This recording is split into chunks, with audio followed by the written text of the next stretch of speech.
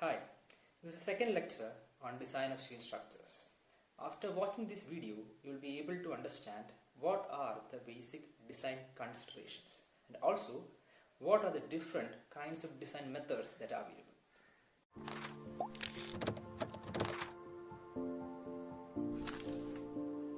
If you are an engineer and you want to design a particular building, then you have to consider three basic requirements. The first one is stability.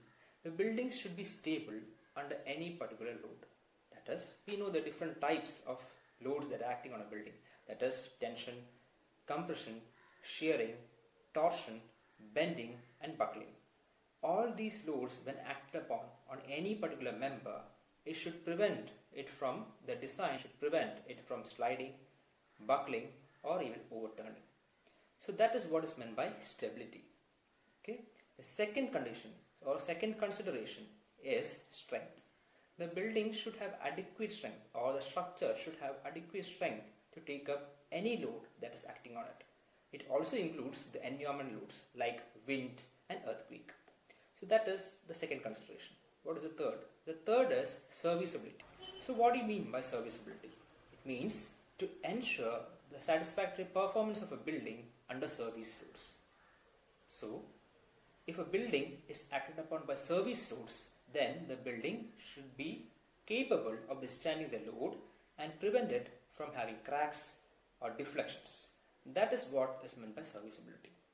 So the building should satisfactorily perform under these loads, thereby preventing any possible cracks or failures or deflection, so that the people inside the building are safe and also they feel safe. That is what is called a serviceability condition.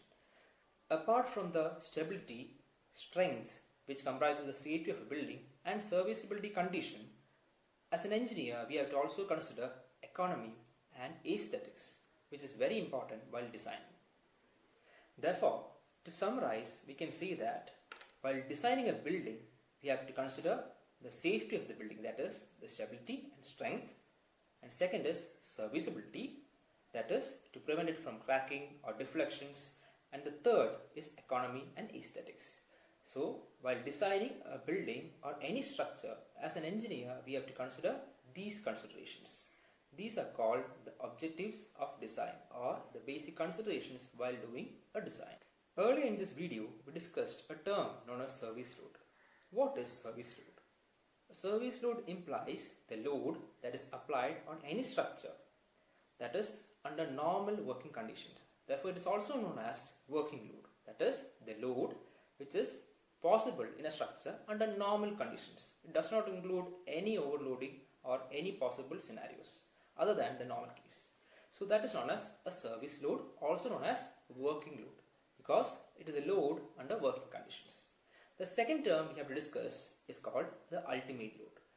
The ultimate load is the maximum load that can be taken up by any building or any structure before failure. Just before failure, the load that can be acceptably taken up by any member is known as the ultimate load. Those are the two important terms you need to understand, that is service load, or it is also known as working load, and then the ultimate load. Now that you know about the different design considerations, let us learn about the different design methods available. Actually, there are three methods available. The first one is working stress method. The second one is ultimate load method, and the third one is limit state method of design. These are the different methods of design that evolved through time. I will be splitting this video into two parts. In the second part, I will be discussing the various types of method, that is the working stress, the limit state and the ultimate strength method, and we will compare them with tabulation.